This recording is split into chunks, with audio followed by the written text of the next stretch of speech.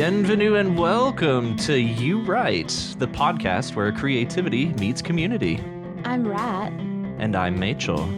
Each week on You Write, we challenge our listeners to write a story in just 30 minutes, using 3 of 5 randomly generated words. It's a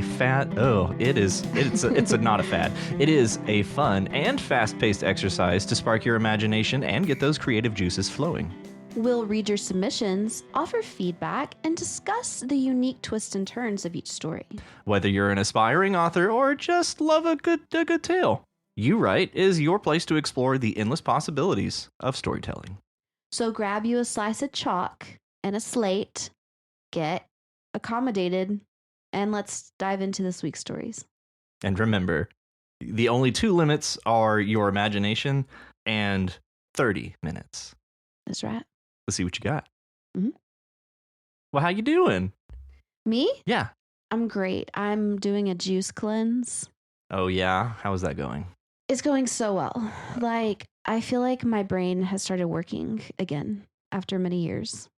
Oh, years. Years. Wow. Decades even. Wow. Yeah. Well, congratulations. Thank you. And because I feel like there's more energy which can be, and cell function which can be issued to the brain. Okay. This harkens back to what you said about digestion a few weeks ago. Oh, yeah? Yeah. Okay. About lunch. Right. I think it was. Yeah. And so I still don't agree with you on that, but I do agree that digestion takes up energy. Yes. Yeah. And so I feel like all that energy can be distributed to my brain right now. Yeah. So when you do a juice cleanse, are you just like drinking cranberry juice and orange juice and cucumber water and...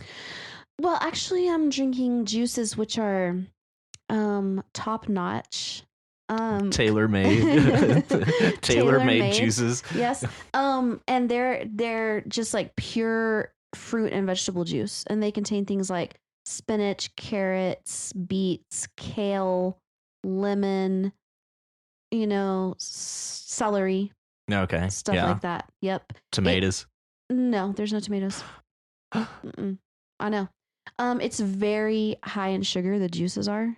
Yeah, okay. But it's all natural sugar, Okay. Do you just feel like a sugar rush the whole time, or? No, I don't feel a sugar rush. I just feel energetic, and I feel like my brain is just functioning better.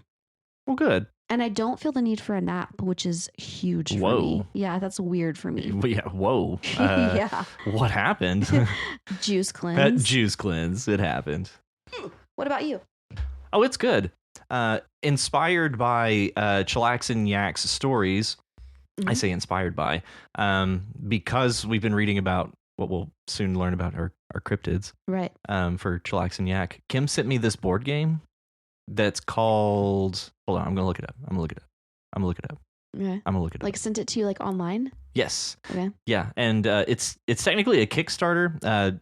In case you guys don't know out there in the on the interwebs, we play a lot of board games. We're big fans of the board games. So she sent me this one by the studio who makes Unstable Unicorns. Have you ever played that one? Yes. So this one is called Twisted Cryptids, and it looks amazing. How fun. Yeah, I am totally stoked. Play. Well, it's a Kickstarter, so as soon as it's like it's completely backed, so whenever they start shipping it out, we'll let you know. That sounds awesome. It does sound awesome. And just looking at it. So yeah, go check out Twisted Cryptids on Kickstarter. We get no sort of promotion from them. I just think it looks like a cool game. So yeah. But Kickstarter sponsor us. Sure. Yeah. Kickstarter. Yeah. You're listening. Yeah, sure. I'm sure. Of course. At least one person on their staff is listening. Yeah. Let's be honest. Yeah, let's be honest. Yeah. That's what I think. That's what I believe. Okay. All right. I truly believe it. I truly believe it. Truly believe it. Believe. Yep. Oh, we also recently rewatched Tombstone. The old Western? Yeah, with Kurt Russell, Val Kilmer. Hell yeah. Bill Paxton, Sam Elliott. Yes. Oh. Just keep... Starcast. A Starcast. Dream team. And Billy Zane, weirdly enough. I don't remember who that is. He's in Titanic.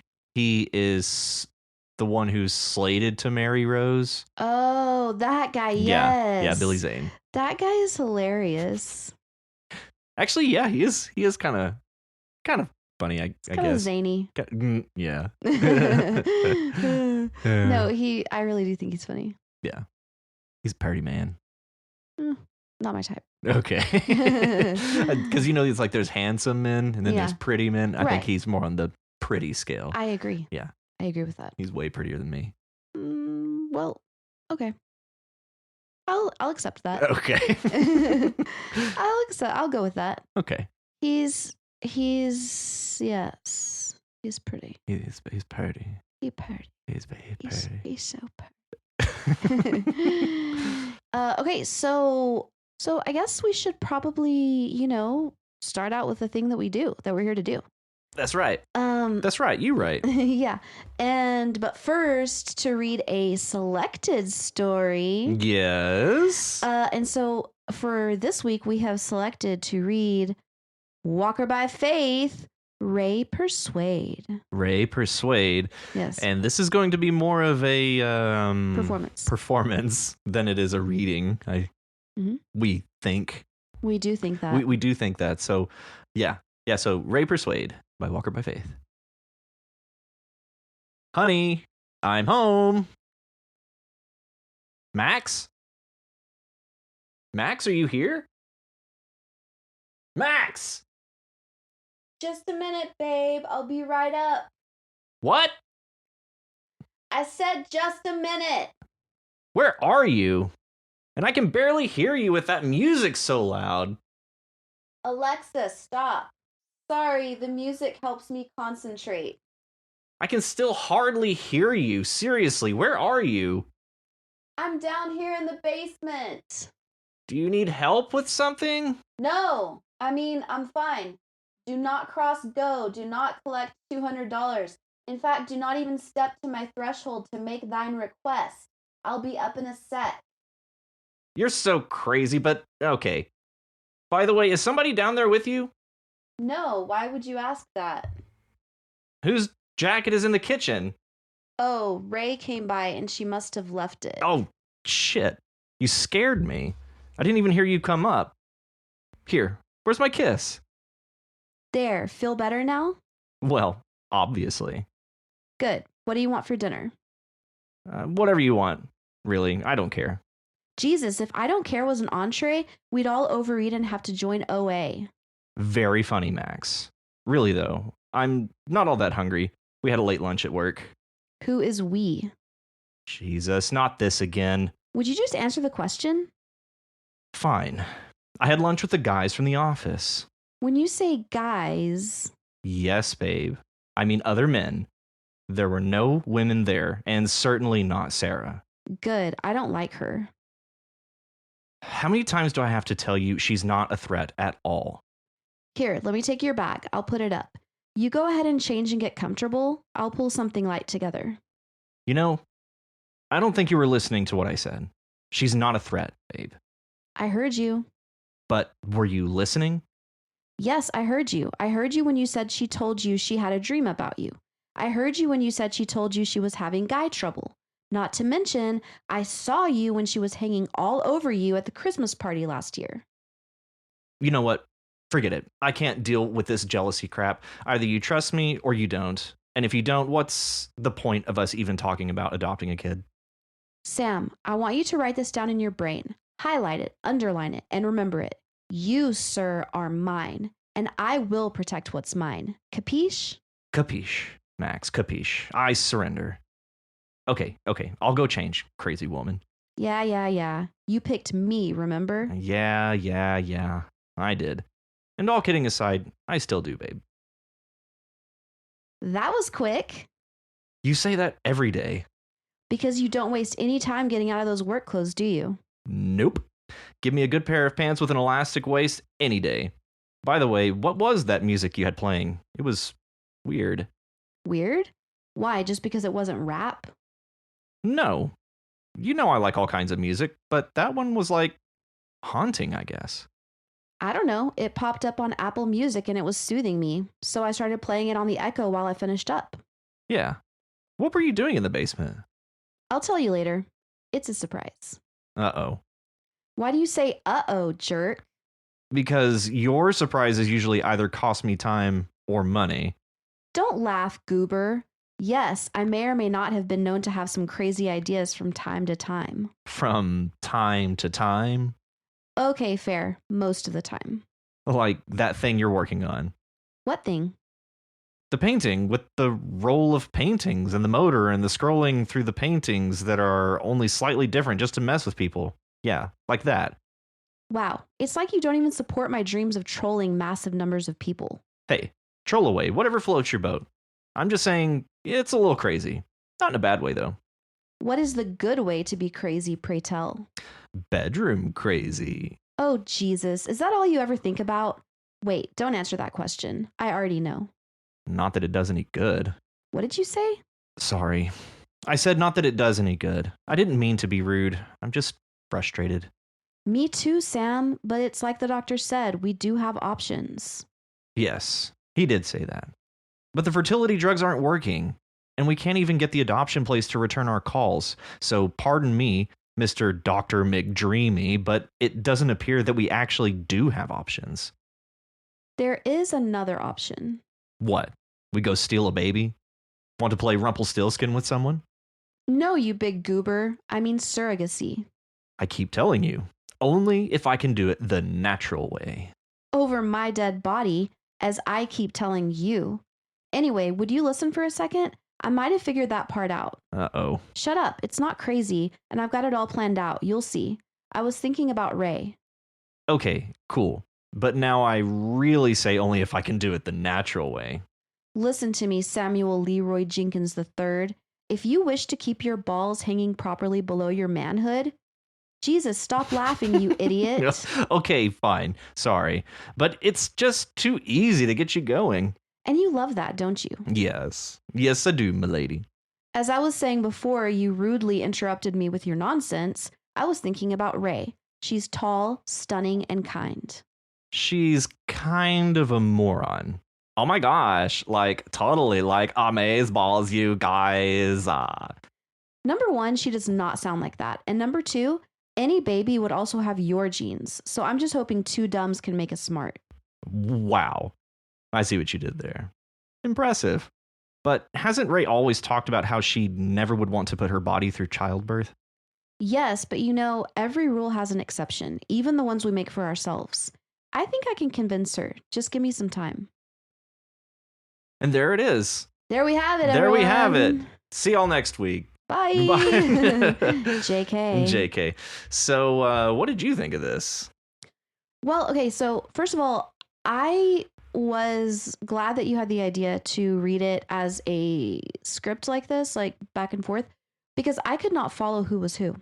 Yeah, it actually clarified a lot reading it. It did. Doing it this way.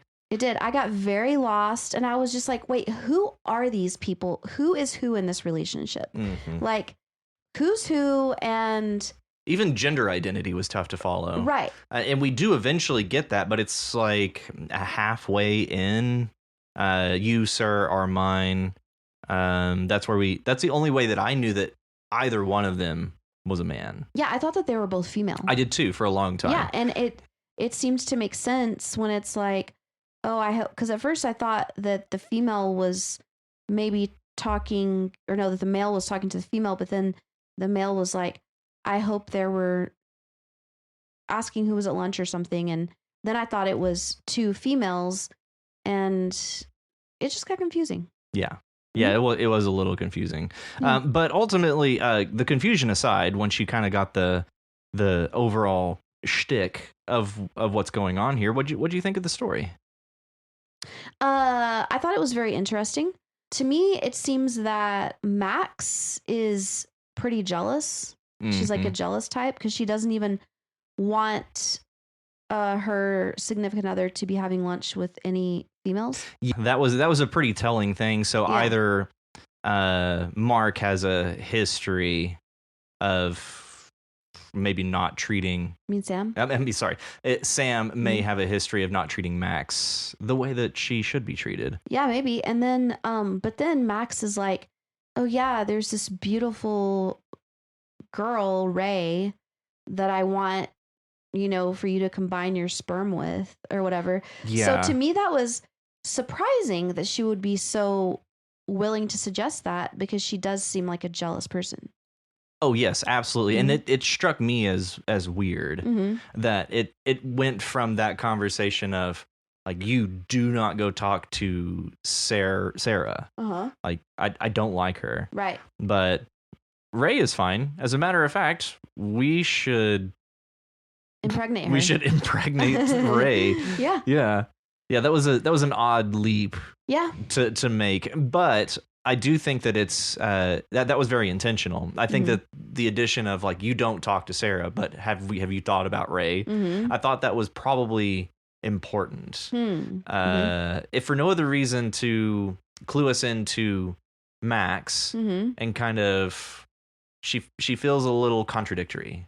Yeah. So that I think that was more or less what Walker by Faith was setting up. Right. Yeah, and if it was just a thing about Sarah, because Sarah was apparently hanging all over Sam at a Christmas party, then that would kind of make sense. That would mean that Max isn't necessarily a jealous person.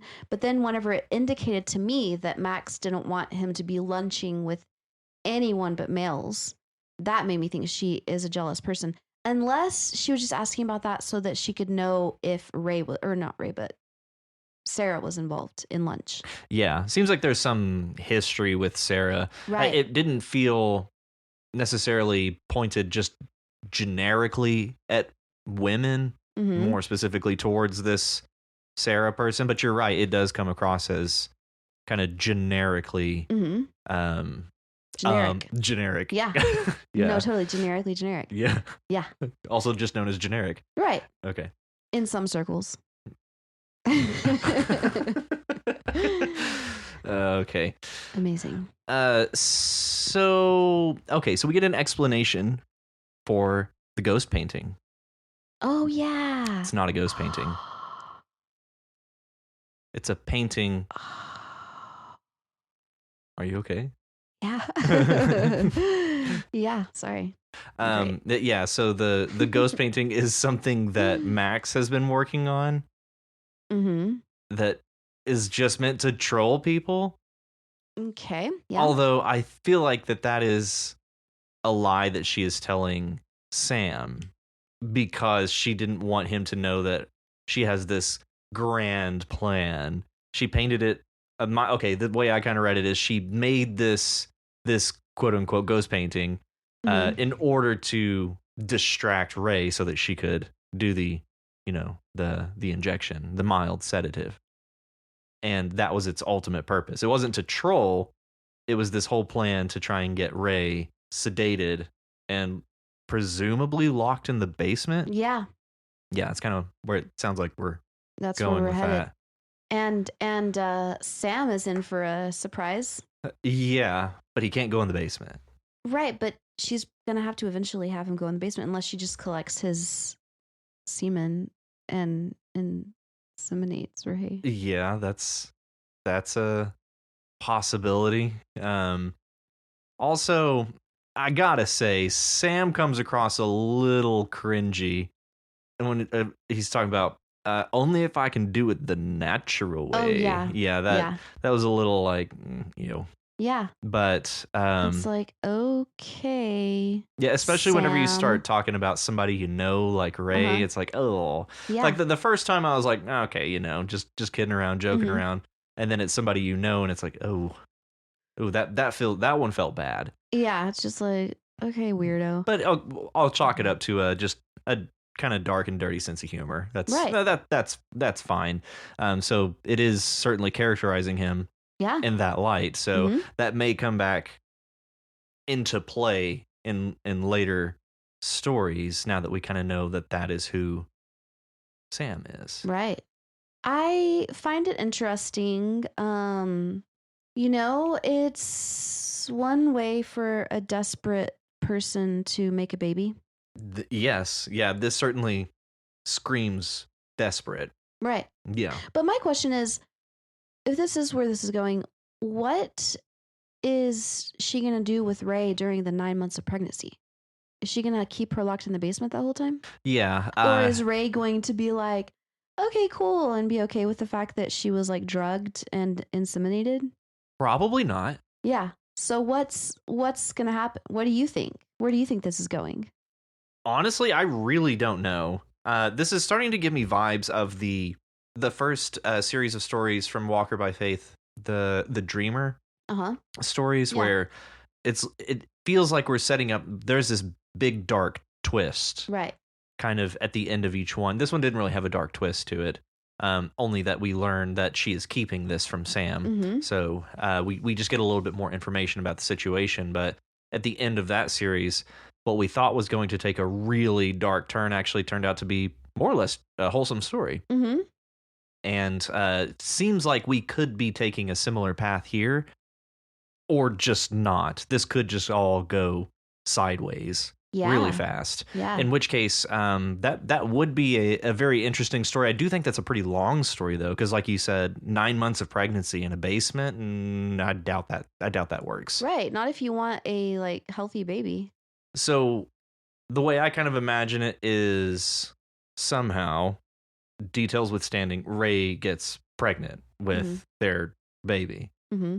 And I would think like maybe Max is brainwashing Ray. Okay. Or is taking enough time to convince Ray, or is going to go through a lot of steps to convince Ray and convince herself, Max, convince herself that Ray is going to help them. Like she's basically putting her in a situation that's like, you have to help us. Right. So what that looks like, I don't know. One thought that I had is it could be that Ray wakes up, is pregnant, and then she wakes up in Sam's bed as though they had hooked up or something. And then Max is all like, how could you sleep with my husband or whatever?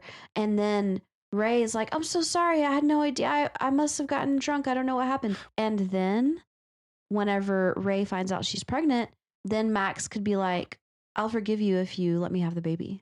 That's a good thought. That's a good train of thought. I suppose the one thing that would get in the way of that plan, that actually would probably play really well in a story, is that Ray mentioned that she had been clean for months. So why she would have been drunk or on drugs or something like that would be completely unknown to Ray. Right. So that could be an interesting complication if that is the direction that it goes. But if she had a problem with substances, yeah, at to some the point point that she has to be clean, then I think a relapse is definitely reasonable. Yeah, and the fact that she would have no memory of said relapse. Right. Yeah. That's interesting. Yeah. Yeah. Who knows? We'll see. Who knows where this is going? I have a sneaky suspicion it's going to be a fairly twisted story. So I'm excited about it. I am too. Yeah. I'm here for the twisted stuff. Same. Yeah. Same. Oh yeah, and I highlighted this and I just called it the gender reveal party. Yeah, I saw that. So, that's what it is. Yeah. You, sir, are mine, and I will protect what's mine. Capiche? Capiche, Max, capiche, I surrender. Okay, I'll go change, crazy woman. Yeah. So in those, that is the only pair of sentences to clue us into the gender of our characters here. Yeah, which I think in this story, especially it's focused around conception. I think the genders of our characters is rather important. So I would say it's probably worth maybe revealing them, if not earlier in this story, then in the first story, so that we make it clear who our characters are. So it's like, it's cool to like kind of leave it as like ambiguous, like as a mystery, until the reader is like, okay, I'm lost. Yeah. Or just tune out. Like, right. Yeah, you just can't. That's what I found myself doing on the back and forth here, was I was zoning out because I just couldn't figure out who was saying what. So I was just like, meh, whatever. Yeah, so then at that point, it's just character says this, other character says this, Right. other character, and then And suddenly it it's like kind they're of both takes, just other character. yeah, and it kind of takes away the meaning because Yeah. I can't really envision what's going on. Yeah. I will say up to a point, I felt like I was following it pretty well. It does make it kind of difficult at the start because you have Honey, I'm Home, Max, Max, Max, and then Just a Minute. Mhm. For the most part, it's line for character A, line for character B. Yeah, so you every time you break, it's a change in who is speaking. Yeah. But having that back and forth as rapidly as you do does make it kind of hard to follow. So while I do appreciate the dialogue only style, I do think there's room for some narration in this. Yes, or some indicators of who's who. Yeah, I think there's room for narration in this, especially at like the halfway point, whenever Sam goes and changes, and then there's a little pause there and says, "Oh wow, that was fast." I feel like you can insert some narration there and just frame us again. Yeah. So insert some framing devices, I guess. Right. And I think that would help clear up some of this. I think that is true. I think framing devices would be excellent and they would help to scaffold the reader. Excellent use of scaffold. Thank you. I like your comment here. Max kidnapped Ray and is presumably holding her in the basement and waiting to let Sam do it naturally. Ick. Yeah. Ick. Yeah. The implications of what's being set up here is pretty disturbing. Yep. Yeah. Oh, shut up, you goober. You goober. She sounds so innocent. Yeah. Also, it was actually a lot of fun to read she's kind of a moron. Oh my gosh. Like totally amazeballs. Oh my God. Yeah. So thank you for giving me that opportunity, Walker by Faith. Matt loved it. It's a lot of fun. Good job, Walker. Good job, Walker by Faith. Clearly this is going places. So be excited to see what you give us next week or whenever you can get around to it. Yeah. What if Ray is into the whole S&M thing too? And she's like, I want you to kidnap me, but don't tell me when you're about to, because then it'll ruin it. I want you to kidnap me and tie me up in your basement. It could, yeah. I'm just saying based on where the last story went. Yeah. You know? You have some wild hot takes on some of these.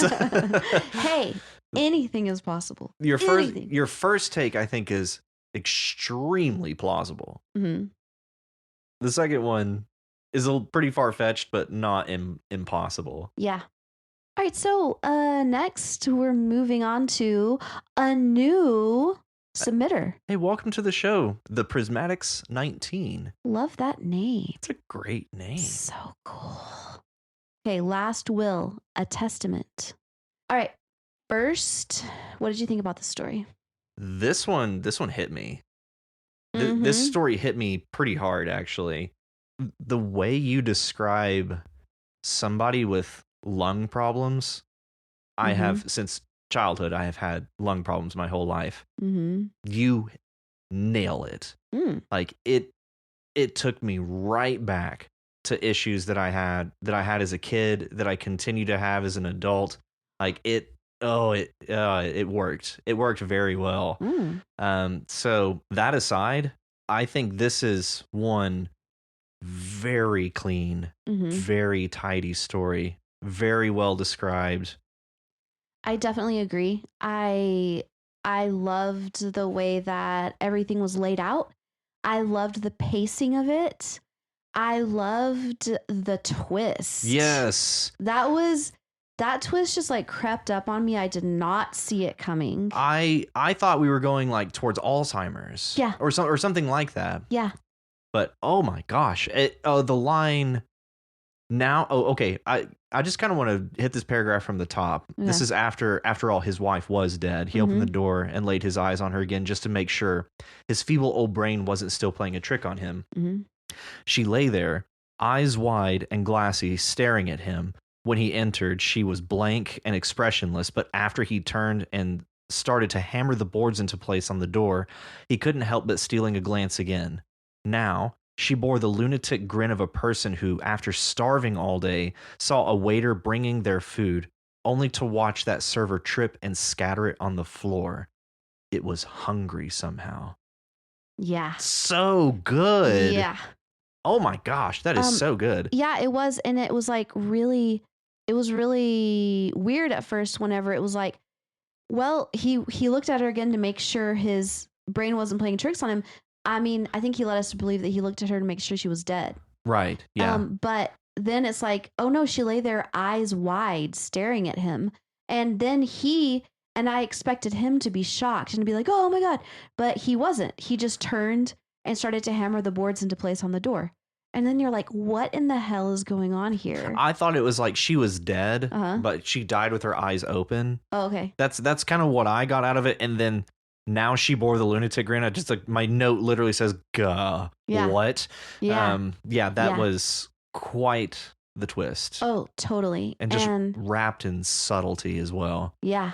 Yeah. Yeah. And then the description of her pupe of her eyes. It was her eyes, pupils spreading like too much ink and too little water. Ooh. Almost seeming to overshadow the iris entirely. I was picturing it. Yes. And it was creepy as hell. It's creepy Mm-hmm. and very clearly described. Yes. It's not overly flowery. It's getting across exactly, I think, the description that you want Mm-hmm. in just as few words as you possibly can. Yeah. It's very, very effectively written. So effective. And all these interjections that we get, after all, his wife was dead. Again, after all, his wife was dead. And then we get the emphasis, after all, his wife was dead. Mm-hmm. That's clue one right there. Yeah. And I thought that was just him like emphasizing like she was dead. Yeah. Like That's we're just what I thought too. we're just adding emphasis, but Yeah. no, it's literally in the past tense. She was dead. She was dead. Yeah, I thought that too. And then clarified for us, she was dead, but clearly no more. Right. And I almost feel like that this whole story could read as a metaphor for it doesn't necessarily have to be like a zombie story. It could be Mhm. written as a zombie story, but it's a metaphor for maybe something like Alzheimer's, Mhm. where it's like you could be living with somebody and they're losing all these memories, and it's to the point where it's like, this isn't the person that you married, or this isn't your mother, this isn't your father anymore. And so it feels like they're gone. Yeah. But they're still here. It's a different person. Mhm. So that at the end, that was kind of the message that I was getting, Mm. that this could be a metaphor for something more. And just the way that we punctuate the end Mhm. with the oil lamp. Yeah. Ooh, Intense. very intense. Very intense. The way you bring back the line, "I love you," he said, with lungs that couldn't sustain the strain anymore. Mhm. Beautiful. Beautifully paced. And you set up the lung problems very well throughout, and just how debilitating his issues are. Mhm. It read perfectly. Yeah. At the very end, I wrote, I mean, what is there to say? It's basically perfect. It's very well described and clear. I don't, other than just continuing to gush, I really don't have anything else to say about this. It's very, very good. Yes. It would be interesting if could be continued though somehow. Yeah. To see what was happening. Is she a zombie or something like that, or is it some type of like metaphor for something, Alzheimer's or something? Yeah. Mhm. Or, who was it? We were telling the story backwards. Mm-hmm. Like the entire story was told backwards. Oh, it was Miomir Soy's story. Oh, The one where the guy and the woman are in like backward. They're talking backwards, and they left the letter. Oh, it was the letter prompt. Oh, yeah. That's letter, what it was. Yes. So the you letter in could the bottle. you could almost do it a similar vein, and like, you've given us the end, Yeah. and then just go backwards. Yeah. Just keep telling it backwards. I don't know. I'm just throwing out. Or the aftermath. Yes. Yeah, someone could stumble across this, and we get their reactions to finding them this way. Maybe they knew these people, although this does seem to be a zombie apocalypse, so it may not be much of a surprise to find somebody in this state. Either way, I loved it. It was excellent. It was so wait, what's that word? Hold on. Riveting. Yes, riveting. Yes. Through and through. Yes, it was very riveting. Captivating. Thank you very much, the Prismatics 19. Yes, thank you. Thank you for joining us. We hope to hear from you again. Okay. Next up, we have Chillax and Yak with Cryptids. Heyo. Heyo! And Yak, we have decided to go gloves off on your story here today. Yes. Yes. Yes, we have. Yeah. Gonna be honest. We're gonna beat the shit out of you. We're just gonna tear it up. Yeah. Not really. Or at least that's what we keep telling ourselves. Right. As soon as we find something to critique here. As soon as we find something to critique. Okay, this note just says very nice. That's nice. Nice. Okay, so I would first like to say that I greatly enjoyed this story. I did too. I have been loving the weekly installments of this story. Yeah, it's like our own serialized story from Chillax and Yak. Yeah, I'm loving this. It's awesome. And it's just so interesting. And it just keeps getting more and more interesting. And so the fact that she's trying to bring back, it's almost like Jurassic Park, you know? Yeah. Trying to bring back dinosaurs on an island. But they're bringing back cryptids. Or introducing the natural elements in order to create cryptids. Whether that is the ultimate goal is to create more cryptids, or if it's to just decipher how cryptids could be in the first place. Mm-hmm. Either way, fascinating. I would like to meet a cryptid. Which one would you prefer? Bigfoot, Loch Ness, or the Kraken? The Kraken. Kraken, yeah. Kraken's pretty dope, yeah. Yeah, the Kraken. Yeah. For sure. It's just very well written. So we just have only a very tiny amount of things to say here.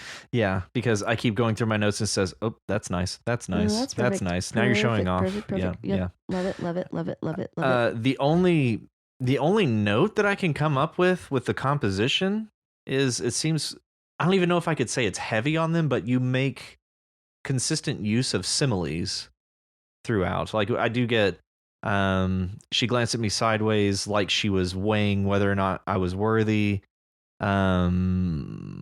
She looked like she'd been plucked from some neon world far removed from the cold sterility of this lab. And I think we get, in the first paragraph, I want to say there was a simile up there. But again, the only reason I even bring it up is because I was told that by one of our friends that they don't really care for Stephen King's writing because he makes heavy use of similes, which I thought was a ludicrous thing to say. Frankly, I don't understand that. That's just like a preference. You know? I guess it is, but that's just such a weird thing to just that's the turnoff is similes. Yeah, it's like how a lot of people hate on adverbs. Yeah. And I kind of do hate on adverbs sometimes. I actually greatly enjoy adverbs. Yeah. Not all of them. I mean, some of them are redundant, but I like it when they add something, and often they do. Yeah. I've kind of come around on adverbs some, but I do think in a lot of cases, if you can tell it without an adverb, it's more effective or it's more punchy. Like if you can find the right verb without the adverb. But if you can add more flavor or more dimension to the verb with an adverb, then I say go for it. Anyway. Yeah. So that's literally the only reason I brought it up is because I know that one of our friends doesn't so much go in for the similes. So I figure it's like, well, I guess I can point that out. Let's talk about similes. But frankly, it worked fine on me. I thought the descriptions were very, very clear and very engaging. Mm-hmm. Yeah, I agree. I really liked it. That definitely did not stand out to me. You said the word that. Oh, yeah. So the paragraph, by the way that she said it, I couldn't tell if she was joking. I think it should just read by the way she said it. Yeah, I agree. Yeah. I think the way that makes it a bit stilted. Yeah, it's not necessarily wrong. No. It just doesn't flow quite right. Yeah, I think it flows better without that. Okay, so I want to go ahead and bring up last time that we discussed the story Egan. Yes. We totally missed the point of view character. Was Egan. Not Rook. Yeah, we totally botched that. To our credit, it's never brought up in text. The title was meant to be the clue that we are in Egan's perspective. I had that sorry, you can react now.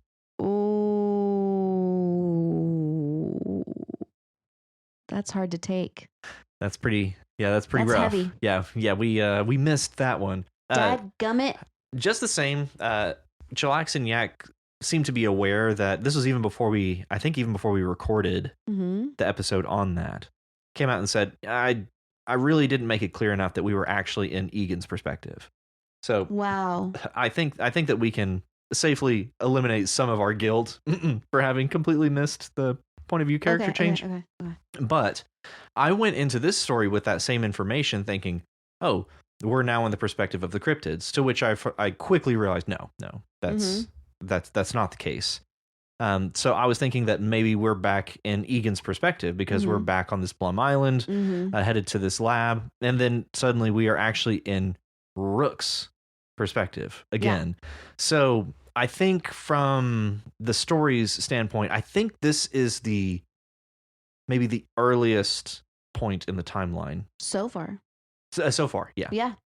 So we get no indication that Rook is any form of a skinwalker. They're very clearly intrigued by what's going on in this laboratory. Oh, yeah. I definitely got the feeling that this was the earliest point so far, and that this was somehow what made eventually Rook into a skinwalker. Yeah, I suspect this is the reason that Rook will go to the Navajo Valley. Yeah. Also known as Skinwalker Country. Right. And we'll hopefully get that addition to our stories here. Yeah. Because I want to read that. Oh, yeah. That sounds creepy as hell. Yeah. Yeah, I love the in Navajo legend. I was just like, go on. I want more of this. Right. Take us to the res. Yeah, take us to the res. I do think there was. Oh, yeah. Whenever you're talking about the paragraph, she nodded, leaning in closer. Think about it. These creatures have always seemed to echo certain characteristics of known species. Sasquatch, an extra-dimensional great ape with human-like intelligence. The Kraken, a squid on steroids with almost supernatural abilities. And I think for a 30-minute story, that is perfectly adequate description of cryptids. I think in a longer story, man, dive into that. Like dig into that idea and start to get into some of the nuances with it, make it kind of a back and forth dialogue between Kirsten and Rook. I think that that could be a really good dialogue between the two characters, especially for two scientists. For Rook to just suddenly be accepting of like, oh yeah, yeah. I think that you could have some interesting back and forth between two scientists talking about cryptids like that. Yeah. Okay, so you marked out the S on sciences where it says, use synthetic biology to create the creatures sciences won't let us believe exist. I agree with that. We were really struggling to find stuff to criticize. Except I was like, okay, do we know where Chillax and Yak is from? Do we know that at all? No. Okay. Well, I just thought, I don't know. And this is going to sound really dumb. Okay. I'm sorry. I apologize. I'm pretty sure this is not the case. But I know that British people say maths instead of math. Yes. You know? Yeah. So I started wondering if they also said sciences instead of science, and that maybe Chillax and Yak is British. But then I was like, I feel like if they did say that, I would know that by now because I've taught so many times out of British textbooks that I would have noticed that. Right. Yeah. And I think I could make an argument for why sciences would work, because there are plurals of science, like there is, physics, biology, anatomy, physiology, like you could classify those as multiples of like plurals of science. But this is biology. This is biology, but there are like even facets within biology. There are sciences within biology. So while sciences, I think, works fine, I just think it was a little awkward. I think that science won't let us believe exists. Right. I think that just flows better. I agree. Okay, so I marked something up ahead above whenever he first introduces himself to Kirsten, and she says Kirsten, she corrected with a smile that I couldn't read. Welcoming. Okay, so I only marked this as like, I think you should capitalize welcoming as you capitalized mocking in both, because I, in my first read, just felt like welcoming was going with that first sentence. Like, she corrected with a smile that I couldn't read welcoming. I think it should be capitalized so it can match with mocking in both. Yeah. Yeah, I'll buy that. Yeah. A very small, subtle thing. Very tiny. But I do think the flow of that works well, but yeah, the flow is perfect. But yeah. I just think that welcoming should be capitalized also because it gave me pause as a reader. And then also on the second to last paragraph about Navajo legend, it says there's one tense change here, but I think I know why you did this tense change. I think it's because we're talking about the cryptids and what they do, what they're like. So, like, crucially, they retain their human form. So, right there, we go to a present tense verb. And I think that that's because this is the state, the condition of cryptids, like always, you know? So they retain their human form, which meant I might be able to collect a sample. Okay, that works. If they do exist, their genome might hold the key to everything Kirsten and I are trying to achieve.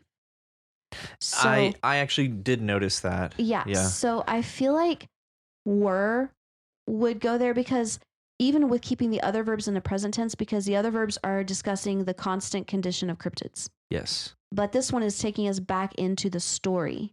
Yeah. Out of the, like textbook description of cryptids and back into the story. So I feel like that R should be a were. Yes. I can completely understand how you managed to land in the present tense there because exactly what Rachel was mentioning. Mm-hmm. It did just barely stick out to me. Mm-hmm. But yeah, I agree. I think it should be past tense were. Yes. The paragraph, sorry, we're all over the place. This is probably impossible to follow. The paragraph beginning in dialogue, cryptids, I said, the word tasting strange on my tongue. It smacked of fringe science based on conspiracy theories. Have you ever heard of that? It smacked of something? Yes. You have? 1,000,000 times. I've never heard it smacked of. Are you serious? Never. I saw that you marked that, and I saw that you wrote "hol up," and I was like, "What does that mean?" Up. Oh, like hold up. Hold up. Okay.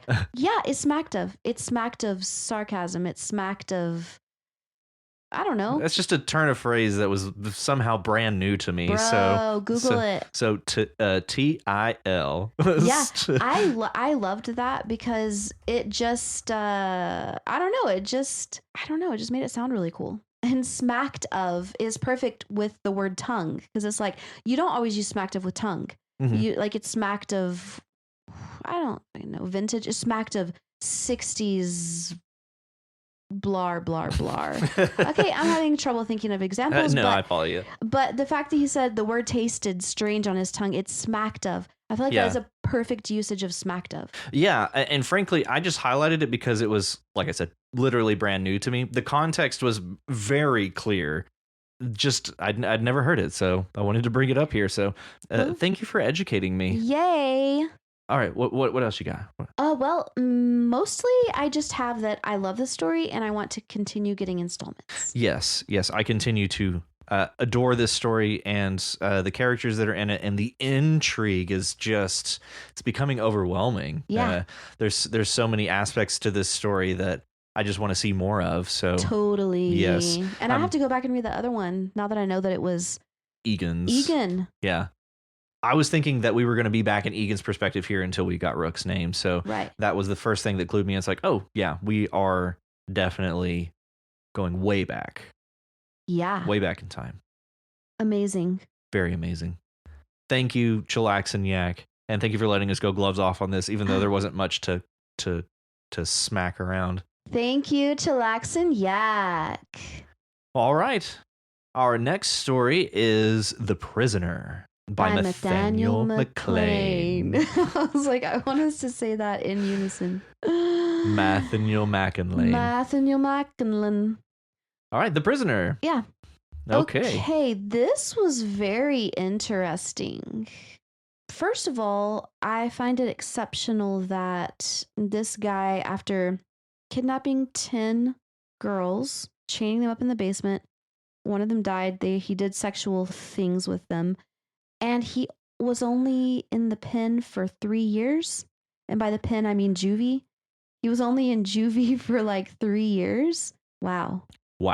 Wow. That's quite the forgiving system. Very. Very. I would imagine that would go right past juvie and straight into just Wait. full on prison. I'm fucking up.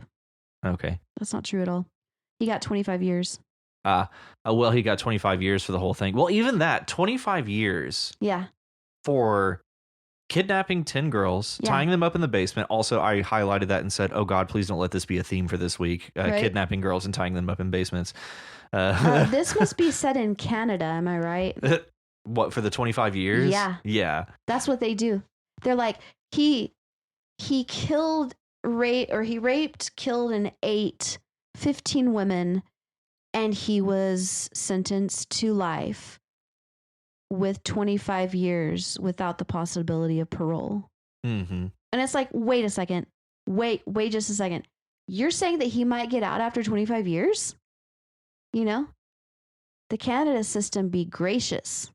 Yeah, well, I guess part of what plays into that is because of how young he was at the time of this. He was so young, he stayed in school in juvie and actually ended up getting his bachelor's in engineering at 20. And also they put that kid in juvie with all the other kids? Damn.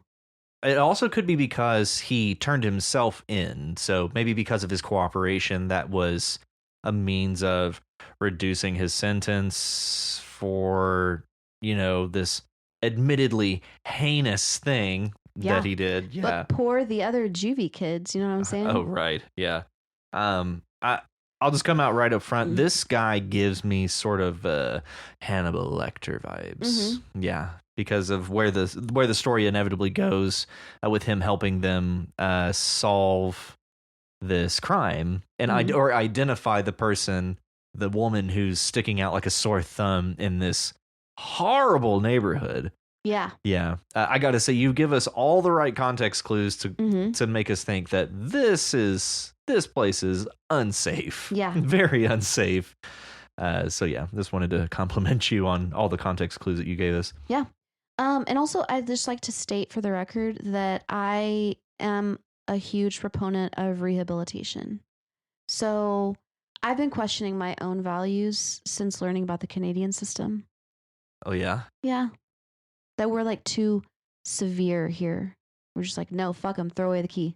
I just want to state for the record that I am a proponent of rehabilitation. Mm-hmm. And even this guy who kidnapped 10 girls, did sexual things to them, and killed one of them, I think that he has a chance to rehabilitate.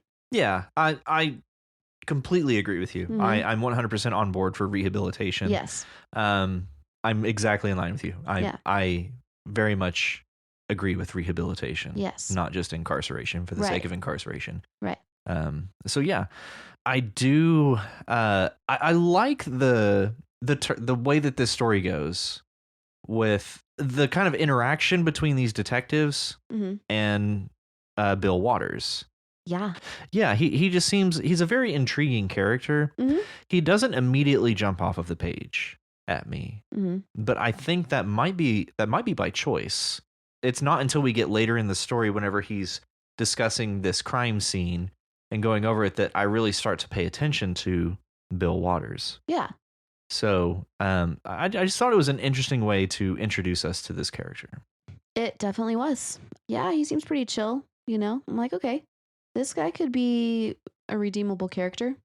Yeah, and again, the Hannibal Lecter vibes. Like, yeah, clearly did something bad. Like real bad. But is completely voluntarily assisting in this crime scene investigation. Yeah. Even he wasn't even supposed to be there in the first place. Yeah. Like they were supposed to take him and just offload him, and then they could go back to the crime scene. But because they decided to keep him, which actually I thought that was interesting, because they basically immediately disobey a command. Yeah. And just like, oh, no, we're going. We're taking you with us. That made me think that this guy must see Bill Waters as zero threat. Well, yeah, and also they let him ride in the front seat as well. Wait, is it both of them? I think it's just one of them.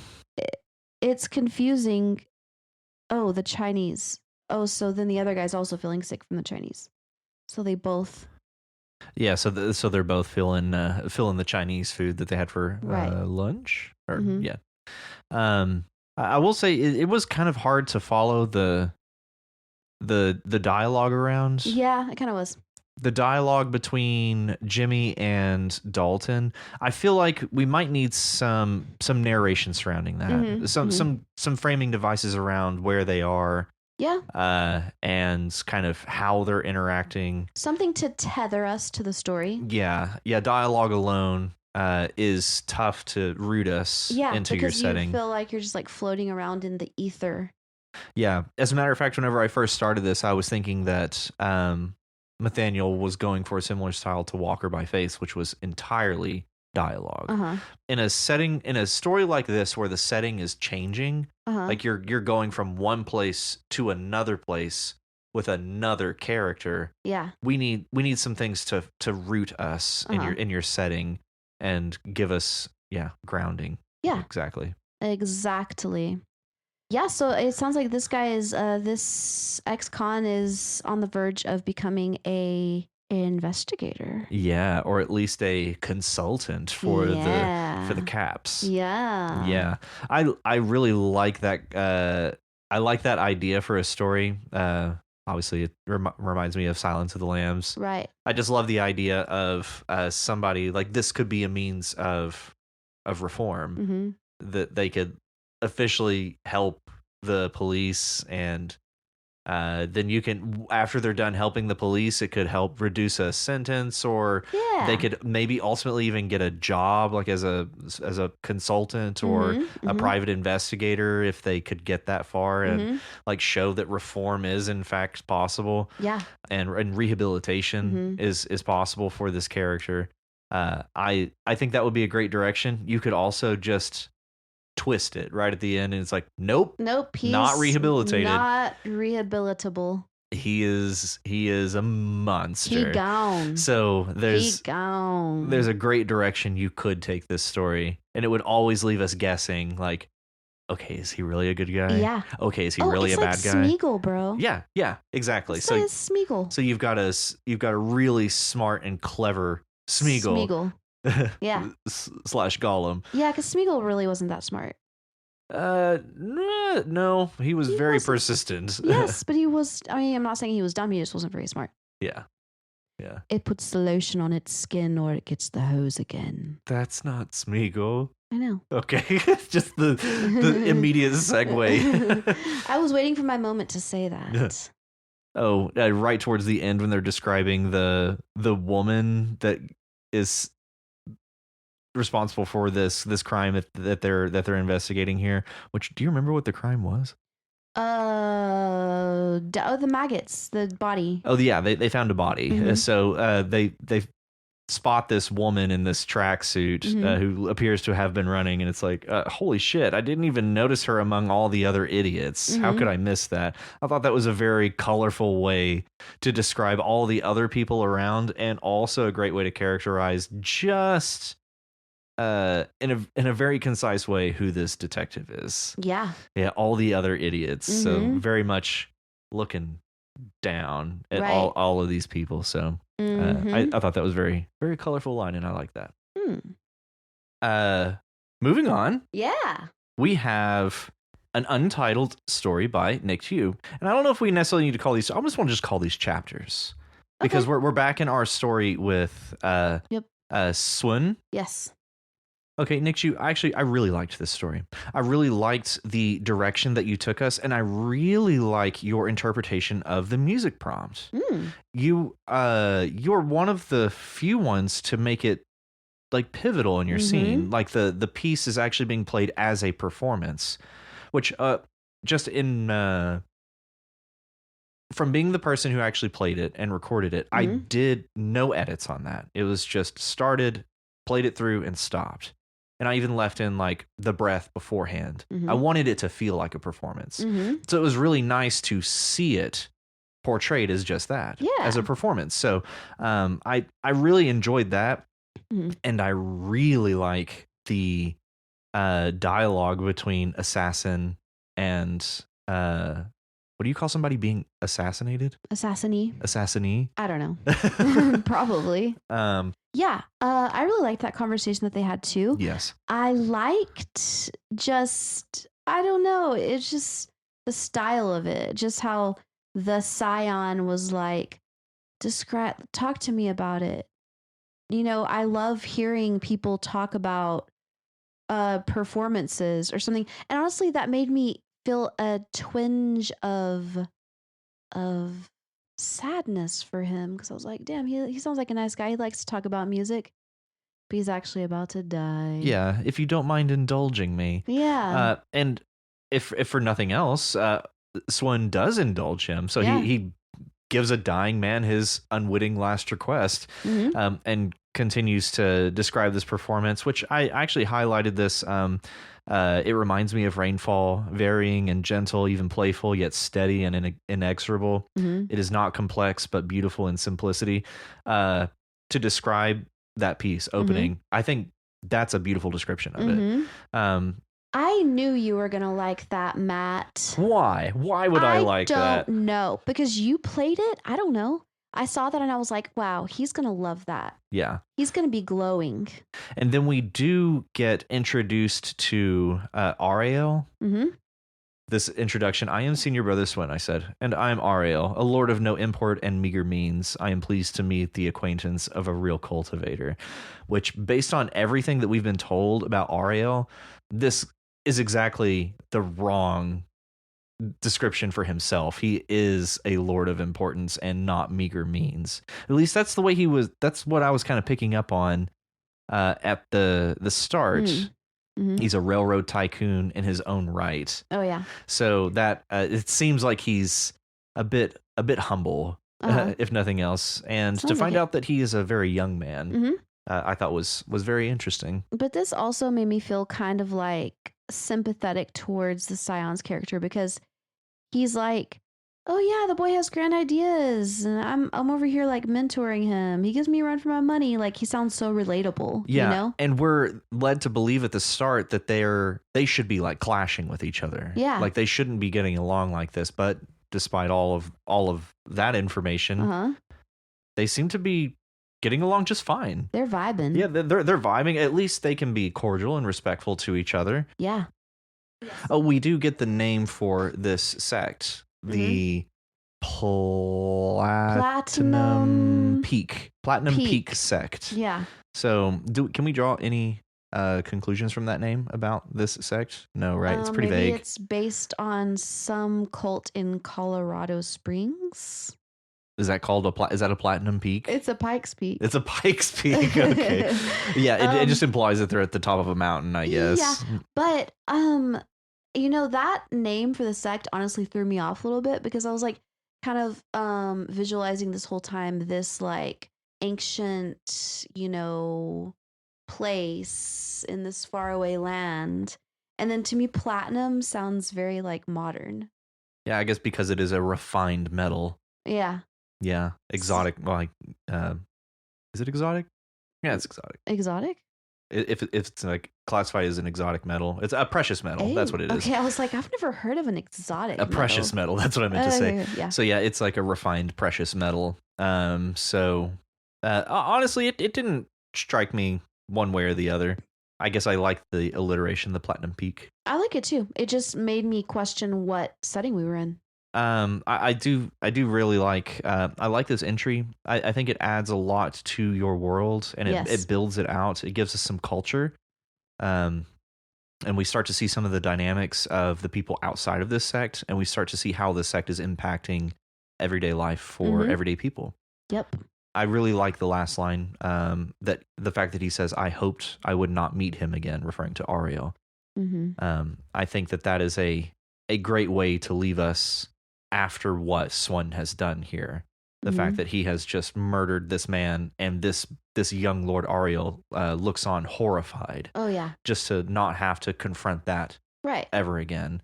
Or if he's he's saying that it's possible that the young Lord Ariel will become the leader in the place of this guy that he just killed. at which point he might become evil too and become an enemy. Yeah, and have to come back And and he has to do kill his that kid too. Yeah, do his killing thing. Yeah. Right. Yeah. But thank you, Nick, to you for continuation here in what I'm going to start calling your Platinum Peak saga. Yeah, I like it. Yeah. I'm all in for the Platinum Peak saga. Yeah. Come back with another installment, please. Another installment. Yes. Excellent. Excellent. Okay, so next up we have Steve, Living Room with the Contentment Rose Part 4. Yeah. The Contentment Rose saga. Yes. Yes. Yes. So I see growth here, both in the writing style and in the clarity of the messages that are being pushed across here, as well as we get some conflict development. Yes, we do. Okay, so we have the conflict. The conflict being that this deal might not work out, actually. Yeah. We basically ride on what we were setting up before, and that they think it's going to work, but it turns out it's like, it's actually not working. And Jill is expressing some pretty clear frustrations. And we ultimately just move fairly quickly. She's talking with Alim about this, and they're in this restaurant where we do get some direction about where these roses were. Since we asked, we get flower bed. Yeah, in the middle of the room. In the middle of the room, not right next to the roses, or the not roses. Yes. Yeah. The bed of not roses. So we're now officially classifying them as not roses. Right. And so Jill is expressing all these frustrations. Just take a deep breath. Just it'll be fine. Just it'll be okay. And sure enough, she does, and it works. And it's working great. And she just feels fine. Yeah. And they sit down, they have a meal, and I like the line that Alim smiles as Jill is processing her thoughts. She is a few steps ahead of Jill, but waits patiently for Jill to figure it out for herself. I like what you're doing there, putting Alim ahead of Jill, knowing where this is going to go, and then Jill just absolutely obliges and says that's it, and decides to bring these people into the restaurant to discuss what's going on, in hopes that Rose LLC can persuade the city manager and possibly other people undergo this revitalization effort. Yes. And the description of the restaurant, again, made me rather hungry. Yes. I was like, bro, where do I go get some roses? Yeah. That's funny because where we live, there's a place called Roses. Yeah. Rosas. Anyway, so yeah, it has a happy ending. I feel like Steve Living Room likes to have happy endings. Yeah. Yeah. And I like that because I like happy endings. Yeah. Yeah. I think for a long series of stories, for a series of stories, it's strange that we don't have an overarching conflict.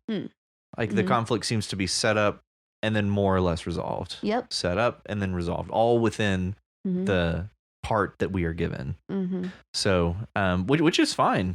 I just think it's an interesting take and not one that I'm used to seeing. Yeah.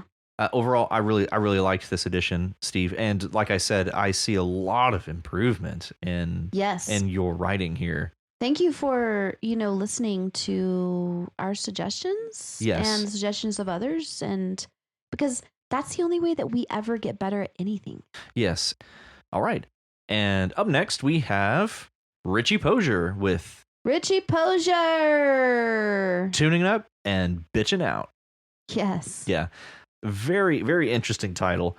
I love that title.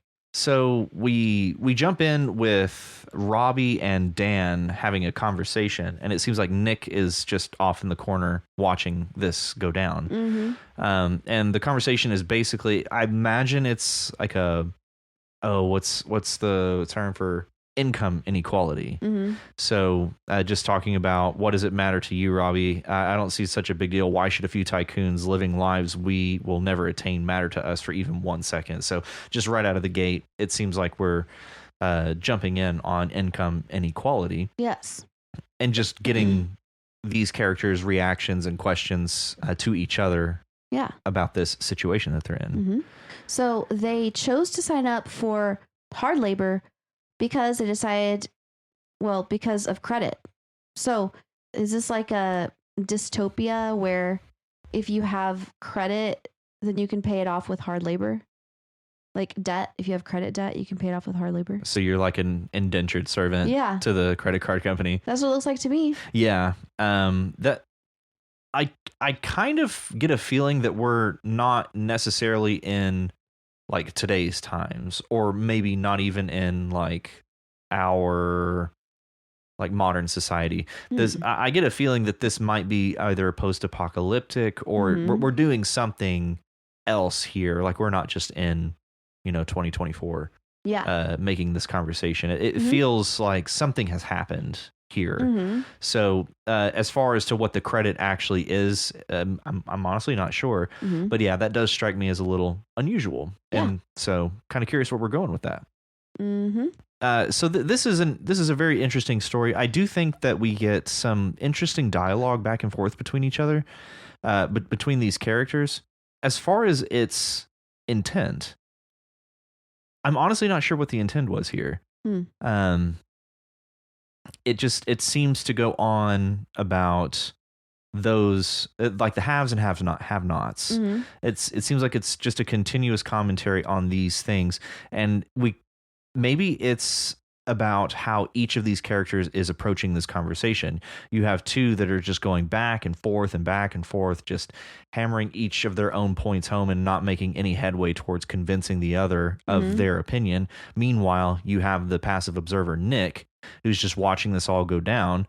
And we ultimately do get, shit, Nick, I forgot you were here. What did you say? But the only comment that we get from Nick is, they got us by the short and curly's, kid, Nick muttered to himself, just loud enough for Robbie to overhear. And so Nick feels like the more introverted, I guess, just less outgoing than these two, more likely to reserve his opinion about situations like this. Maybe because just based on the information that we have on Dan and Robbie, doesn't seem like you can say anything to convince the other of anything other than what they already believe. So, why get all worked up about it? I don't know. That's kind of what I was getting away from it. It's more of a character study. Yeah. And that we're kind of evaluating these three different character types. It was kind of like an entertaining conversation between all these people. I like the realness of the things they're saying. Like, it sounds like things that I say. Things like, because it's fucking bullshit. Yeah. It all plays out very naturally. Yes. This line: sign your life away for a chance at debt forgiveness while those bastards do nothing but raise the threshold for how much they can work us for. See, I don't know. I mean, that could just be modern times as well. But I still think that this isn't just a very straightforward setting. I have a feeling that there's something larger going on around this. And actually, if I'm not mistaken, there was a comment from Richie. Okay. So Walker by Faith says, lots to dissect here and social commentary also. It says, thanks, glad it shows. Probably not subtle at all. If you read the first 50 pages of setup, you see it's much more bleak than it comes across at this point. This implies there's 50 pages of setup before this story? That's what this comment is reading as. Huh. If you read the first 50 pages of setup, you see it's much more bleak than it comes across at this point. So if that's true, Richie, I'm fascinated. Like, is this just like the next chapter for a story that you're writing, like a long form story? But it makes sense that if it's part of like a, and it is part of a bigger story, then that makes sense that there's not necessarily a whole lot going on right here in this installment, because there's like a much more background to it all that we only know a little bit of. Yeah, we're not privy to all of the little bits and pieces of the larger piece of this story here. So exactly. But yeah, I thought it was a good just interaction between these three characters, and I like that it's all just kind of circling around. It ultimately circles back to the prompt where Dan starts to play a melancholy in E flat. Yeah, it's just it's an interesting story. We get some very clear characterization of these three people, And Nick is described as a weirdo, and yeah, he kind of is. Yeah. He's sitting there twirling cigarettes, but he won't smoke them. Right. That is pretty weird. Yeah. Mhm. Intriguing story, Richie Posier. Yes. Yeah. So thank you for bringing it to us. Thank you, Richie. Well, I think it is time for us to move on to Mio Mersoy. Mio Mersoy. And right at the wire. Right. Wow. Last minute. Last minute. Yeah. Okay. So the tempo of everyone. Did you get a chance to read it? Oh, yes. Oh, you did? Okay. Oh, quite. Yes. It's a very nice and readable, easily readable length. Yes. Yeah. It's a very digestible length on this story. Very digestible. I was very surprised at the end. Like the whole time I actually thought that we were listening to a concert performance. And then the very last paragraph, I was like, oh. Is it a heart monitor? Yeah. Okay. Mm-hmm. So I actually didn't pick up on that. Really? Yeah. But I thought that we were listening to a performance, and that it was the performance was metaphor for he is gone now. Mm-hmm. Like that this, like the last shrill note was the signal that the show had ended. Mm-hmm. Because even the piece, the way it ends on a single note that just sustains. Mm-hmm. Yeah. I thought that was metaphor for death, essentially. Mm-hmm. So, and it really it is, but it is. You do have that twist at the end that it's a heart monitor. At least that's the way you read it there. Yeah. So ultimately, I think we kind of got the same place, just kind of a different. Okay, so you were imagining him actually playing in the concert and then dying at the end. Not necessarily dying. That the conclusion of the piece was like metaphor for him dying, or maybe I was just thinking that it actually was performance, and that this was us basically saying goodbye. Yeah. To this maestro. Oh, okay. Yeah. Also, I did contemplate to myself, who is the point of view character? And then I realized that I stumbled upon it. Did you have this thought? No, I hadn't contemplated it. Okay. Well, I had contemplated it. Let me see. Yeah. I mean, I would assume it's a relative.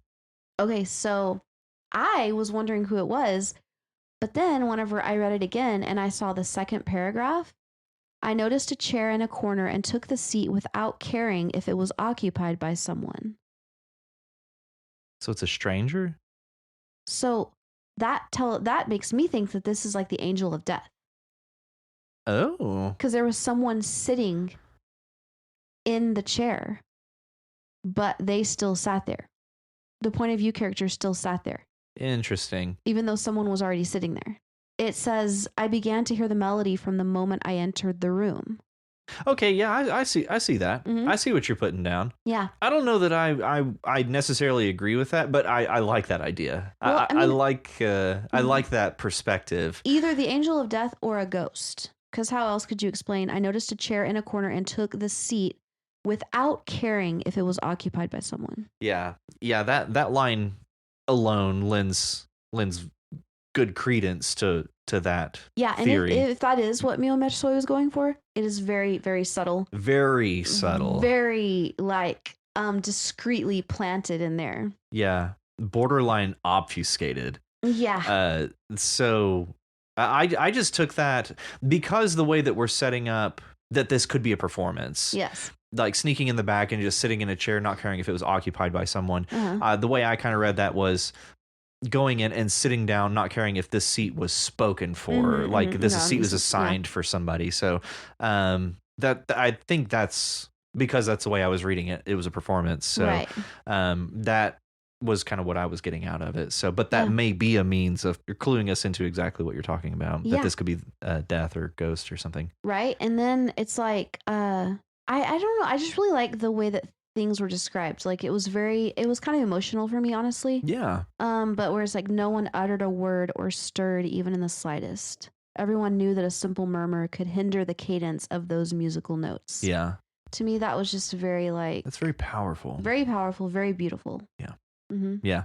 No, I completely agree. And now that I know like where we're going with this, yeah, that lends all new weight to it. Right. Even addressing it like as the performance as metaphor for this man is dying. It doesn't have that same weight, but once you think like, oh, this melody is actually just the heart monitor. Right.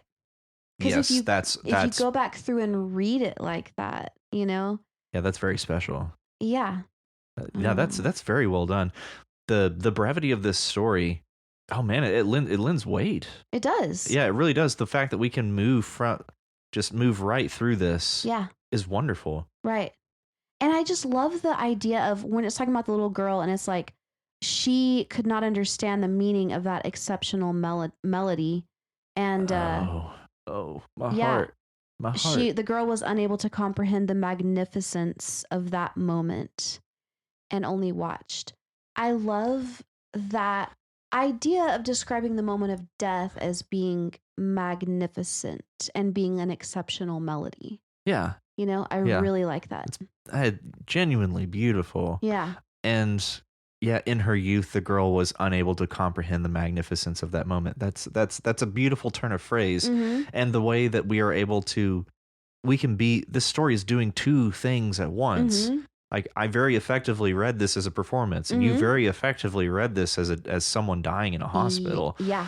And it works perfectly on both sides of that. Right. And just the way that you're still able to turn these phrases so beautifully and still have it lend to both interpretations is wonderful. Right. And also just like being able to get into the head of the child. Yes. Yeah. Because that's so true. Like I remember lots of times when relatives died when I was little and I'm like, whatever, just because I didn't know what was going on. And I remember going to performances, like orchestra performances or live musicians, like as a young kid, and just like, I don't understand. Right. Like, and all these people are like loving this. It's a magnificent moment. Yeah. And so it applies perfectly on both sides. That's kind of what I'm getting at. I don't have anything but just glowing things to say about this. Yeah. Especially after hearing your interpretation. This is wonderful. Yeah. And we got a comment from Mio Mersoy. I saw that. Yes. Oh. So it's wonderful that we get kind of some insight into your process, Mio. Yes. That's actually a lot of fun to see. It is, because we weren't sure if you actually were a human or not. Yes. I'm going to read your comment, Mio. Yes. Writing a story in just 30 minutes has been a new challenge in my short career as a writer. We now know that about you, Mio Mersoy. I am not able yet to start the story from the beginning, but once I have the end of the story, the rest is easy. Oh. So you go backwards. You backward. So I really like that insight into your method. Yeah. Because you do seem to have some very solid endings for things. Right. And where we jump in is just where we jump in. Right.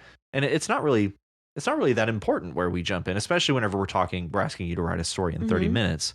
But the fact that you circle us to a nice conclusion each time. Yeah, but then also remember that story with the messages in the bottle. It started at the end.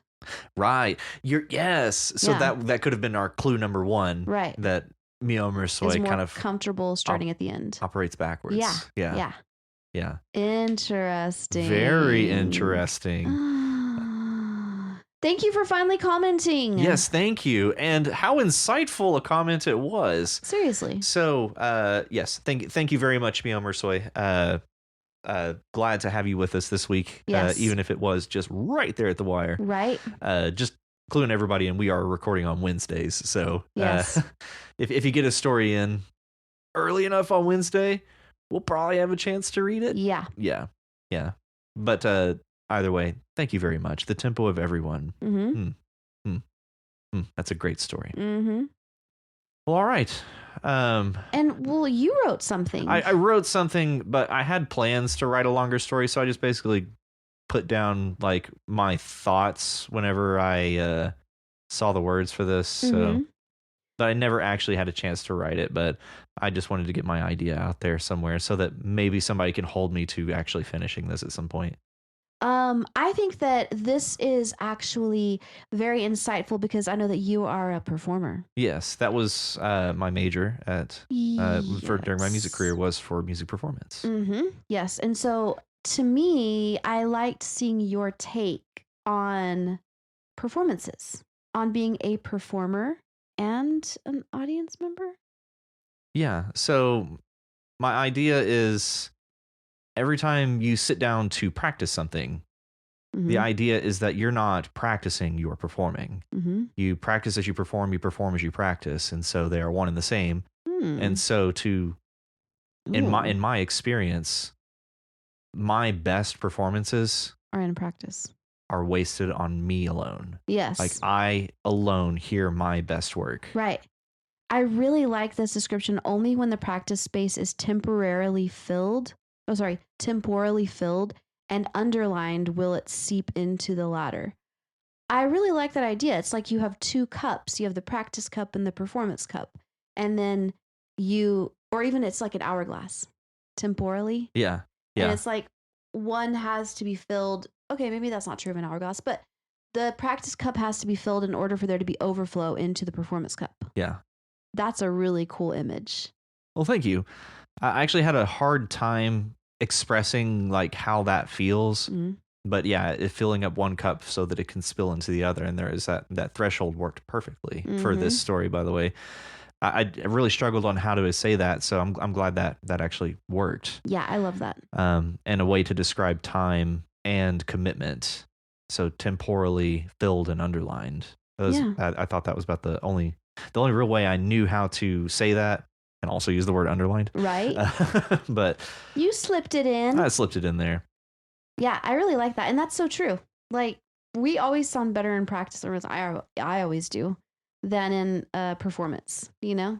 There are very few exceptions, but I think they are strictly there to prove that rule for me. Yeah. There were some times when like I get out to do a performance and it just works. Something about having to perform it for people makes you flip some switch that makes you commit to pressure's on. Well, it makes you commit to the piece and the music behind it in a way that you may not always do in practice. Yeah, that's true.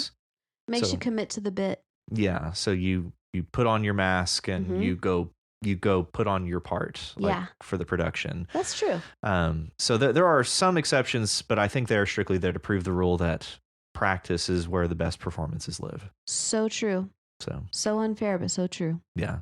I loved it, and I am interested to see where you might go with this. Me too. I was actually part of the reason that it wasn't any longer than it was is because I sat there and looked at this for so long that I was like, I don't know where I can take this, but it would have to. I just basically pull in a character, and give them this thought, right? Exactly, and put them in a situation. Yes. So, I think it has places to go. Cool. Yeah. Thank you, Matt. You're welcome. For sharing with us. Yeah. Well, all right. That's all of our stories for this week. Whoa. So shout out to Walker by Faith for being selected here today. Yes. And the Prismatics 19. Thank you for joining us. Thank you. Welcome. And what a great story to just jump in with right out of the gate. Excellent. Also, Chillax and Yak, thank you for giving us permission, not necessarily this week, but in previous weeks for gloves off. So I took that to mean that we could do that on this one here. But as you heard, there wasn't much to... wasn't much to beat the shit out of. To throw at you. Yeah.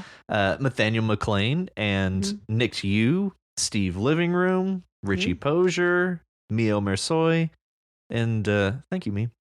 Yay, and Matt. Woo! And I do believe everybody commented. That's a first. That's a first. This is a podcast first. Podcast first. Yes. We have every participant commenting. Yes. So thank you, everybody. Thank you. Thank you so much. And that pushes us right on into... Episode 11. Are we going to do that again?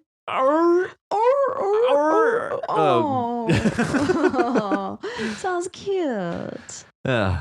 Anyways, okay. So we, for episode 11, are asking you guys to write a story depicting a spirit. Or spirits. Or spirits, yeah. Not necessarily one spirit. Spirits. Yes. We'd originally discussed like maybe doing a ghost story, but that seemed too limiting. Yes. So spirit story. Spirit or spirits.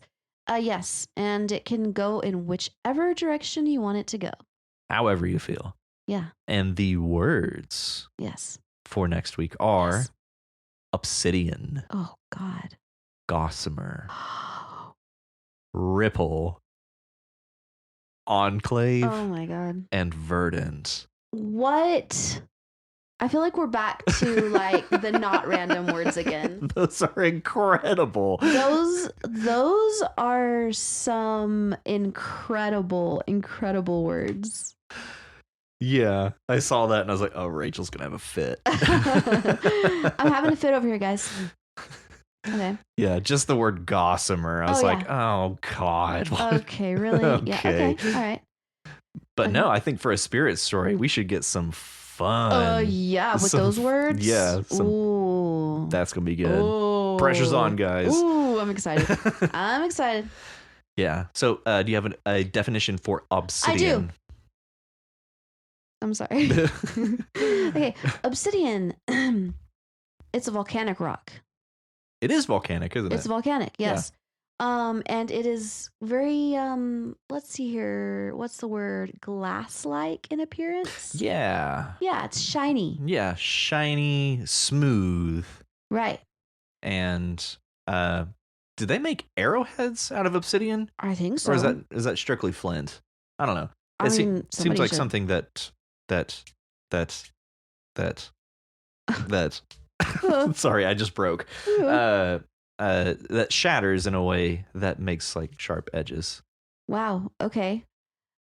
So there's that. Also, obsidian can be an adjective. For very dark. Yes. Mm-hmm. Yeah.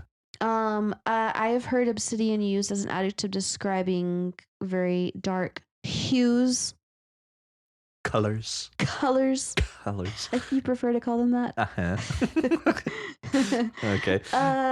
So yeah, obsidian. I mean, that's a great word. Yeah, very poetic word. So poetic. Obsidian. Yes. Next we have gossamer. All right. Gossamer. Wow. Okay. Isn't it just like very fine and thin? Yes. Especially it refers to like spider webs. Yes. Yeah. Yeah. Gossamer. So like, did your computer know that we were doing like that it was like Halloween month or what? No. Does your computer know that it's October?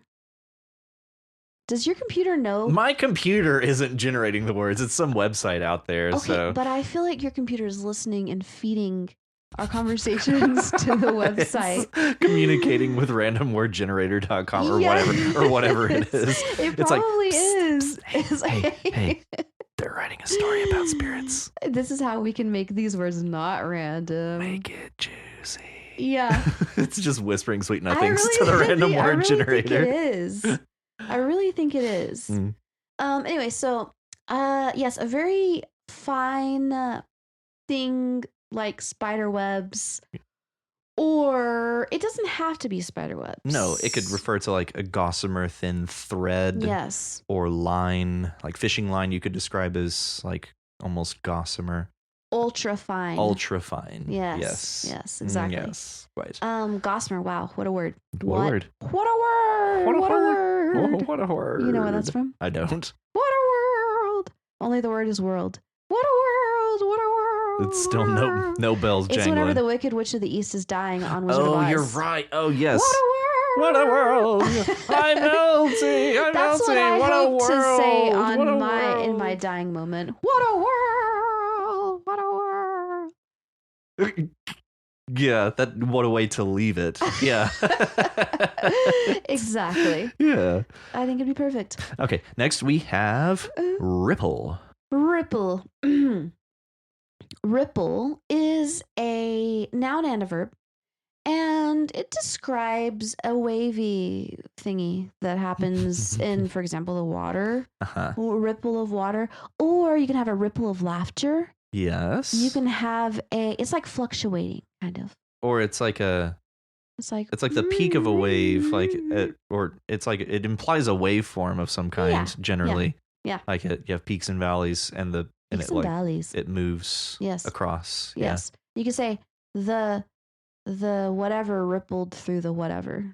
Through time. Right. Yeah. A ripple in time. Yeah. To me, I see it as kind of like an echo. Yeah. Like a visible echo. Uh-huh. Mm-hmm. Yeah. Yeah. Yeah. Yeah. Yeah. Yeah. Visible echo. I actually really like that. Thank you.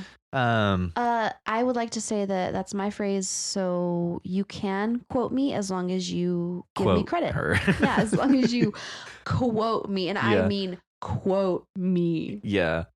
Rachel, youwritepod, episode 10. Yeah. Hour whatever. Yeah. Hour whatever the hell it is. Yes. And our next word is enclave. Enclave. This is like a geographical feature. No. Enclave? I thought that was like a I thought it was like a I can't think of words today. Like a convoy is also kind of enclave. No, not a convoy. A convoy would leave an enclave. I think it's like a community.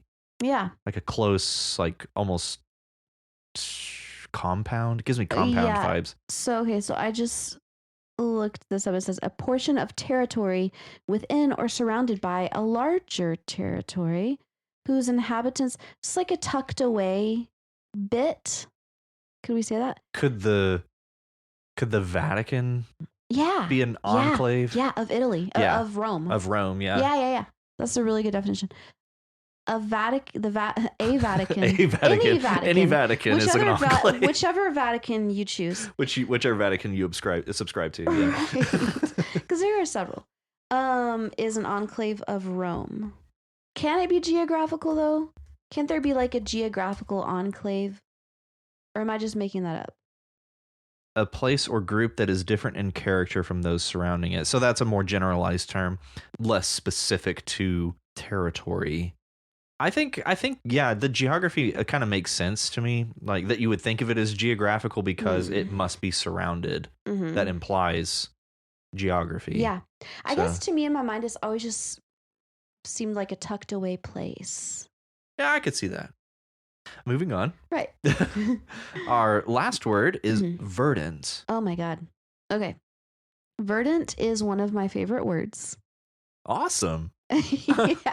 that sounds rad. Yeah, verdant. I like it because of the fact that it. Oh, that's not at all what I thought it meant. Verdant? Yeah. Oh, hello. Have you ever heard of the word verde? Oh, yeah. Hello, cognates. Cognates calling. Cognates. And so verdant. Okay, this comes from Latin. Okay. And here's the thing about verdant. I thought you were going to say, here's the thing about Latin. Here's the thing I want you to understand about Latin. Okay. Well, okay. I don't know how to say this. Okay. I don't. God, just. How do you.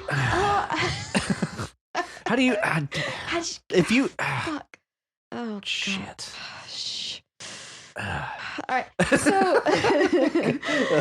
Went on way too long. Right. No, it went on the perfect amount of time. You're right. Sorry. Go on. You know, the thing is that. She looks so disheveled right now. I went through a lot in the past 30 seconds. Yeah, it was quite the journey. It really was. Okay, so verdant is green, okay? Rich, lush, if you will. Mm-hmm. Lush. I think of verdant, I think of Bacchus. Bacchus? Dionysus. Okay, yeah. That's what I thought you meant, but I was like, I gotta... Yeah. That's what I think of. Interesting. Okay. And he's my, the Greek /Roman god that I strive to be like. Bacchus. / Dionysus. Okay. Yes. I feel like there's some connotations that go along with Bacchus that I don't know. Oh. Ooh. Like bacchanal. Yeah, well, I'm not like that, because in that case they were like doing crazy stuff, Okay. like animal sacrifice stuff. Right. Yeah. And I don't like that. Right. Okay. No, but I like what he did, not what his followers did. Oh, okay. I want to be like him. I'm gonna have to do some research on Bacchus. All right, yeah, do that to fully appreciate that statement. Yeah, do that. I'm not Okay. gonna spoil it for you or for the listeners Okay. if you don't know. But anyway, I think of growth, things growing, flourishing. I think of jungles. I think of rainforests. Like, I was thinking like big old bushy bushes. Yeah. Yeah. Bushy bushes. Lush grass. I mean, it's just Yeah. Lush. I like Love. lush. Flourishing. There's one. right. Yeah. Flourishing. Yeah. Yeah. Yeah. Yep. All right. It's a great word. It is a good word. They're all great words. They're wow. Yeah. Yeah. These, you're welcome, Yeah. listeners. Yeah, totes welcome. You're welcome, because This one's going to be easy. oh yeah, this one is going to be fun. It's just going to fall onto Just the page. Plug those words right in. Just drop them on that page. Just wherever. Doesn't matter. Wherever. As a matter of fact, you can just submit these 5 words and it'll be a good story. Yep, and we will Well, give you an A+. A+. Great story. Great story. Exactly. Obsidian, Yes. Gossamer, Ripple, Yes. Enclave, Mm. and Verdant. No lame words in the bunch. Not a one. Not a one. If you want to be like these wonderful writers and submit your story to You Write, head on over to our subreddit at reddit.com/r/youwritepod. If you are not able to submit a story this week, it's cool. You can still help us by reading and commenting on other people's stories. Each time you post your story or leave a comment on someone else's stories or even your own submission, you increase your chances of having your story read on the podcast. You can also reach us at youwritepod@gmail.com. Oh God, we're back to this again. Okay. I'm trying to get faster. Okay. If you like our show and want to help support us, maybe donate at our Patreon at patreon.com/w. Oh no, I messed it up at patreon.com/youwrite. That was good. Was it? Well, it wasn't perfect, but You're it right. was good. It was wrong. Yeah, I'm right. It was wrong. Okay. If you are not able to donate, that's just fine. You can still help us by sharing the podcast with other writers and non-writers alike. If you haven't already, be sure to subscribe to the podcast so you know as soon as new episodes are available. Also, be sure to leave us a rating and review in your podcatcher of choice. This week, we will be reading a review by our very own Steve Livingroom. Yeah. Yay! Steve Livingroom gives us 5 stars and says, inspiring. I love this podcast so much. You Write has inspired me to write creatively. Matt and Rachel talk about each submission. The feedback on the show is great, and each week they pick one story to read out loud. The format is great too. They give us a prompt and words to use. Then we have 30 minutes to write a story. It's been so fun, cathartic, and inspiring. Thank you for a great writing and listening experience each week. And shout out to Kingslingers Podcast for the recommendation. Yay. Thank you, Steve. Thank you, Steve. We appreciate that. Appreciate so much. Such kind words. Yes. Thank you so much. And yes, thank you, Kingslingers. If you guys are listening, thank you for spreading the word for us. Thank you so much. And remember, join us next week on You Write. A podcast where you write. You Write. You write. See y'all next week. Bye. Bye.